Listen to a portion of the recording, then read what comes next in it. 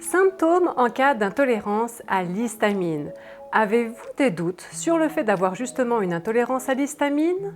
Eh bien, peut-être que vous allez le découvrir avec cette vidéo aujourd'hui. Car si vous avez actuellement une dysbiose intestinale, souffrez de candidose, SIBO, souvent il y a comme cause à effet une intolérance à l'histamine. En tout cas, c'est ce que je vous propose de vérifier aujourd'hui et de vous guider sur des solutions possibles. Et vous allez voir que des fois, nous pouvons confondre intolérance à histamine et allergie. Car si après avoir mangé un aliment, vous avez le nez qui coule, une rougeur autour de la bouche, des démangeaisons, il est important de vous demander si c'est une allergie alimentaire ou une intolérance à l'histamine. Car ce qui peut sembler de prime abord être une allergie alimentaire pourrait bien être dû à une intolérance à l'histamine et vice-versa. Il faut justement faire la distinction entre les deux. Pour savoir à quoi sont dus vos symptômes de réaction aux aliments, si vous avez un doute, une analyse de sang concentrée sur l'allergie alimentaire peut vous aider à y voir plus clair. C'est important de faire le point avec votre médecin car en cas d'une allergie, même si certains symptômes peuvent être similaires, le mécanisme n'est pas pareil et donc la prise en charge est différente. Dans cette vidéo, je vous propose de faire le point sur l'intolérance à l'histamine, c'est-à-dire quand le corps n'arrive pas à décomposer un excès d'histamine et provoque une multitude de symptômes. Pourquoi? Comment? Eh bien, je vous propose d'aller un peu plus en détail maintenant. Si l'organisme est incapable de dégrader l'histamine assez rapidement après avoir consommé certains aliments, les symptômes peuvent apparaître immédiatement ou jusqu'à 2 heures plus tard.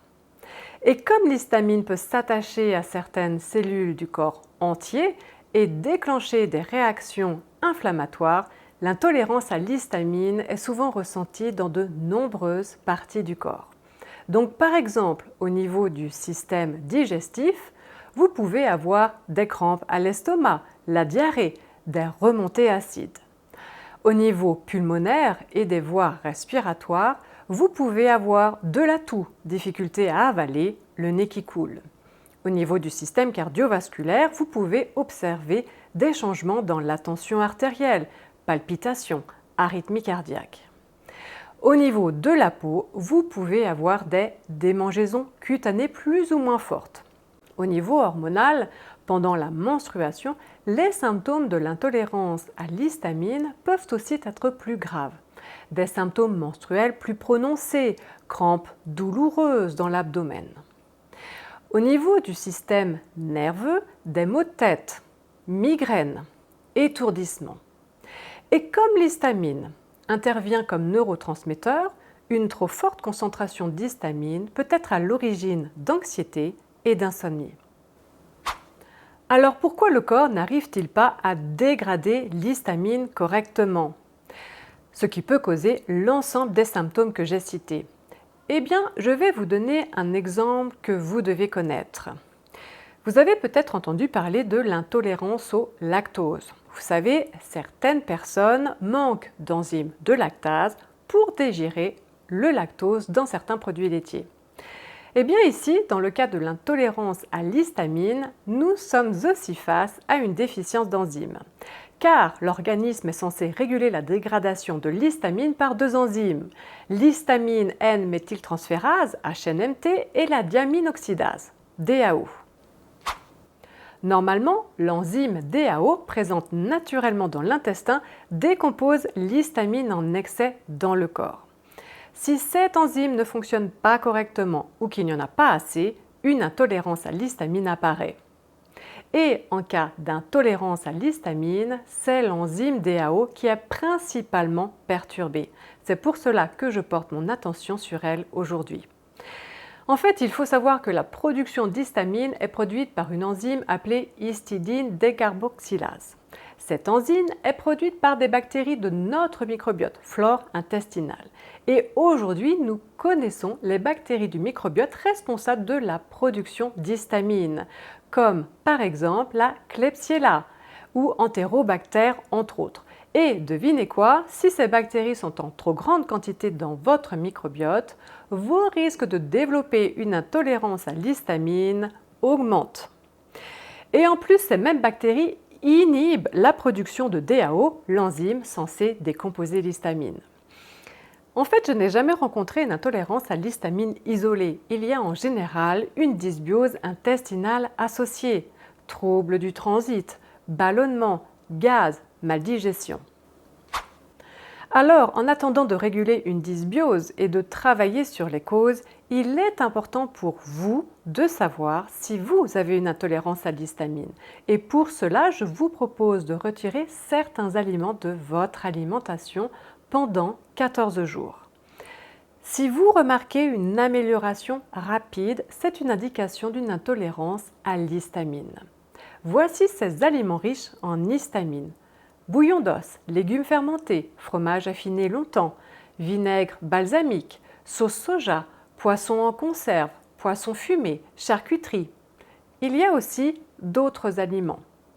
Épinards, avocats, tomates, aubergines, bananes, ananas, champignons, lentilles, arachides, chocolat, café sont aussi à éviter si ceux-ci provoquent chez vous des symptômes. Car à l'exemple du vinaigre de cidre, celui-ci est en général très bien toléré et pourtant fermenté. Par contre, aussi attention à certains fruits qui ne sont pas nécessairement riches en histamine, mais qui engendrent la production d'histamine par le corps. Il s'agit des oranges, fraises et citrons. Et essayez de manger toujours le plus frais possible. En fait, plus l'aliment est frais, moins celui-ci contient d'histamine. Plus il est âgé, comme avec le processus de fermentation, ou comme laisser des restes d'aliments que vous allez manger le lendemain, plus les aliments vont contenir de l'histamine. La cuisson aussi est importante. La friture, les grillades élèvent le niveau d'histamine, contrairement à la cuisson vapeur. Comme je vous ai indiqué, c'est une éviction de 14 jours de ces aliments qui va vous permettre de déterminer une intolérance à l'histamine. C'est le test le plus simple et le plus fiable. Par contre, après, il va falloir tester chaque aliment. Peut-être que certains aliments ou une quantité spécifique n'engendrent pas de symptômes chez vous. Il va falloir tester. Et en parallèle, il va falloir travailler sur le microbiote. Car si votre intolérance à l'histamine n'est pas due à une problématique d'ordre génétique, c'est-à-dire que cette intolérance à l'histamine est survenue récemment, il y a des origines en lien avec votre microbiote, flore intestinale, qu'il faut prendre en compte. Et de ça va dépendre le traitement pour résoudre cette intolérance à l'histamine. Alors, une boisson aussi à éviter, l'alcool, car riche en histamine de par le principe de fermentation lors de sa fabrication. Mais en plus, elle inhibe l'enzyme DAO, donc à éviter. C'est un point important à savoir. Qu'est-ce qui, comme dans l'exemple de l'alcool, inhibe, tout du moins provoque, la carence d'enzyme DAO?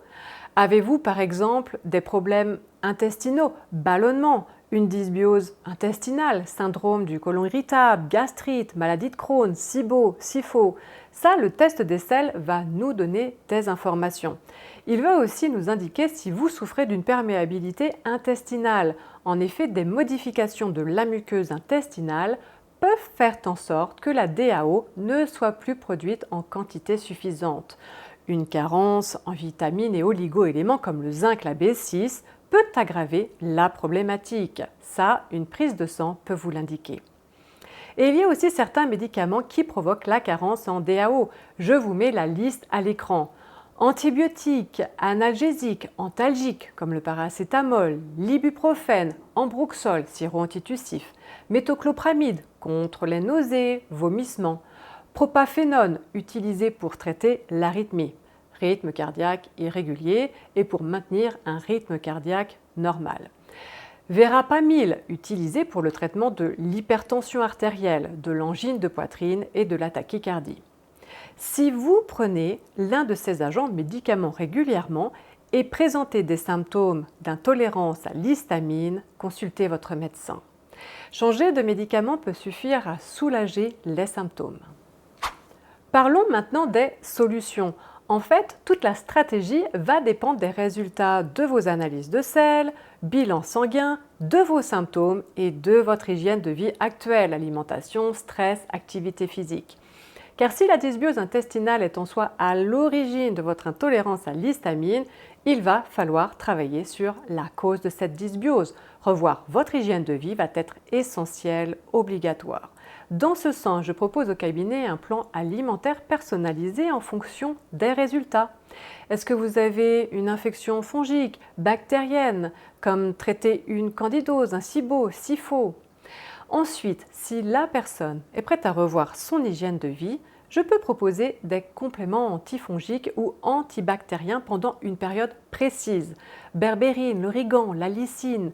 Si perméabilité intestinale, la glutamine peut être utile. Si inflammation, là aussi, indiqué par le test des sels, les IgG immunoglobulines sont utiles. Chaque résultat du test de sel est différent et je dois personnaliser le traitement en fonction de chaque personne. Si vous ne travaillez pas sur les causes, vous n'allez pas résoudre votre intolérance à l'histamine. Et les médicaments antihistaminiques ne sont pas la solution sur le long terme, non. Je vous propose plutôt des compléments ici. Vous pouvez penser à la quercétine, NAC, la vitamine C, la vitamine D. Il faut aussi évaluer vos capacités digestives, évaluer une hypochloridrie ou peut-être avez-vous besoin d'enzymes digestifs par exemple. Vous pouvez aussi apporter l'enzyme DAO ou incorporer davantage de légumes et fruits frais, sauf ceux riches en histamine bien sûr. L'huile d'olive a un effet favorable sur la production naturelle de DAO. Les céréales sans gluten seraient aussi à privilégier comme l'avoine, le riz, le quinoa, le millet. Ensuite, selon les cas, je peux proposer certains probiotiques, Bifidobacterium, S. boulardii, des prébiotiques comme la fibre de gomme de goire hydrolysée et des postbiotiques, c'est-à-dire les métabolites, substances que produisent les bactéries dans un microbiote sain. J'utilise aussi dans certains cas le jeûne intermittent pour laisser du temps au corps afin d'éliminer une partie de l'histamine. Chaque personne doit recevoir un plan personnalisé en fonction de ses habitudes de vie. Voilà, cette vidéo touche à sa fin. Si vous avez appris des choses, eh bien, merci de liker celle-ci. Et si vous voulez en apprendre davantage sur l'alimentation et la gestion de problématiques de santé, eh bien, abonnez-vous. Je vous dis à très bientôt et prenez soin de vous.